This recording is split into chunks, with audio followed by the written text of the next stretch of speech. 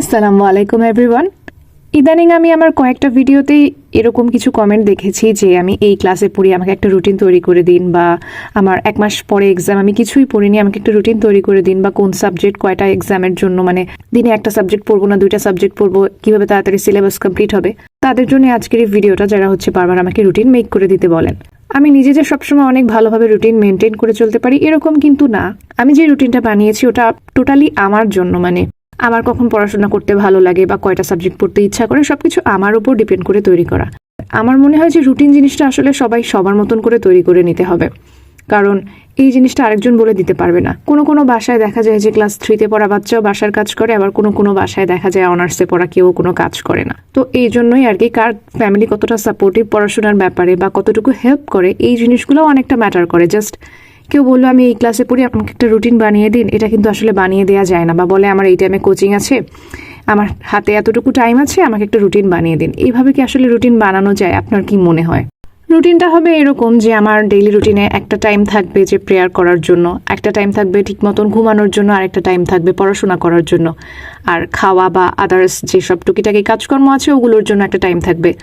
যদি এমন হয় যে স্কুল কলেজে যাই তাহলে দেখা যাবে ছুটির দিন একটু বেশি পড়াশোনা করতে হবে। আবার যদি এরকম হয় যে বাসায় বসে আছি, বাসায় বসে কোনো একটা এক্সামের প্রিপারেশন নিচ্ছে, যেমন অ্যাডমিশন বা জবের জন্য, তখন আবার আরেক রকমের রুটিন হবে।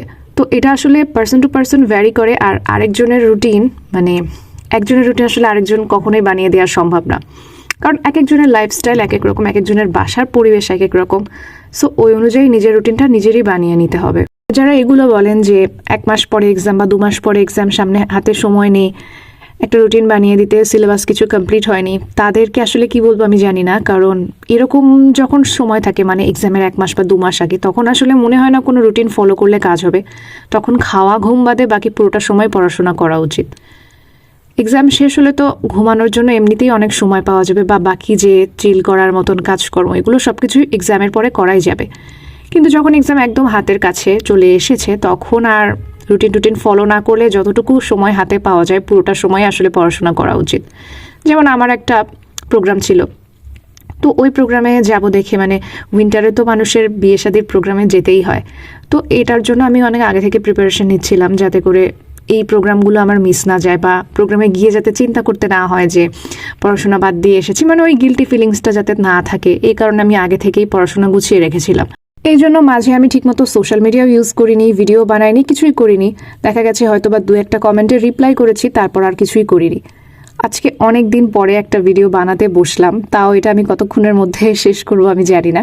দেখা যাবে এটাও অনেক শর্ট হয়ে যাবে, ইদানিং বড় ভিডিও বানানোর সময় পাচ্ছি না। এরপরে যারা জানতে চান যে আসলে বাসার কাজের সাথে কিভাবে পড়াশোনাটা মেনটেন করা যায়, তাদের জন্য আসলে আমার খুব একটা সাজেশন দেওয়ার মতন ক্যাপাবিলিটি নেই, কারণ আমার আসলে বাসার কাজ ওরকম করতে হয় না। আমি কাইন্ড অফ 1 বছরের একটা ছুটিতে আছি। এই ছুটিটা শেষ হতে হতে আমার কোচিংও শেষ হয়ে যাবে, আর মনে করেন আমার পড়াশোনা কোনো মতে আমি কমপ্লিট করে ফেলবো। এরপর আমি কোথাও একটা জয়েন করে ফেলবো, তারপর আস্তে আস্তে আবার বিসিএস দিতে থাকবো যদি না হয়। আর যদি হয় তো হলো, কি হবে এটা তো আর কেউ জানি না। বাট আশেপাশের অনেককেই দেখি জব প্লাস টিউশন, তারপরে মাস্টার্সের পাশাপাশি পড়াশোনা করছে। আবার অনেকে তো বিয়ের পর সবকিছু সামলেও পড়াশোনা করছে, এবং তাদের মধ্যে অনেকেরই হয়েও যাচ্ছে। এখন আমার সিচুয়েশন আলাদা, কারণ আমার একদমই প্রিপারেশন ছিল না কখনোই গভর্নমেন্ট জব করার বা এরকম কিছু। তো আমার আসলে সবকিছু এত বেশি নতুন যে আমার মনে হয়েছে আমি একটা জব নিয়ে পড়াশোনা করলে আমার জন্য অনেক বেশি টাফ হয়ে যাচ্ছে, এই কারণে আমি ওটা বাদ দিয়েছি। আর অনেকের তো আবার ছোটবেলা থেকেও দেখা যায় পড়াশোনার বেসিক অনেক ভালো থাকে, তো তারা আসলে সবকিছু মেনটেন করে পড়াশোনাটা করতেই পারে, কোনো সমস্যা হয় না। মানে জবের কথা বলছি, যে একটা ফুল টাইম জব নিয়েও অনেকে পড়াশোনা করে হয়ে যায়। তো এটা আসলে ডিপেন্ড করে কার, মানে পড়াশোনার কি অবস্থা ছিল আগে, বা এখন যারা পড়ছে তাদের কি অবস্থা, অনেক কিছুর উপর আসলে ডিপেন্ড করে। এভাবে বলা যায় না যে কার হবে কার হবে না, বা কে কতটুকু পড়াশোনা করছে, সবকিছুই ডিপেন্ড করে যে কার কতটুকু পড়া মনে রাখার ক্যাপাবিলিটি আছে এটার উপরে। এই কারণে আমার মনে হয় এই সব কিছু চিন্তাভাবনা বাদ দিয়ে যার যতটুকু সময় আছে হাতে অতটুকু দিয়েই পড়াশোনা করা উচিত। কারণ দেখা যাবে কারো 24 ঘন্টা পড়াশোনা করলেও হবে না, কারো 1 ঘন্টাতেই হয়ে যাবে। তো আজকের ভিডিওটা এখানেই শেষ করছি। আল্লাহ হাফেজ।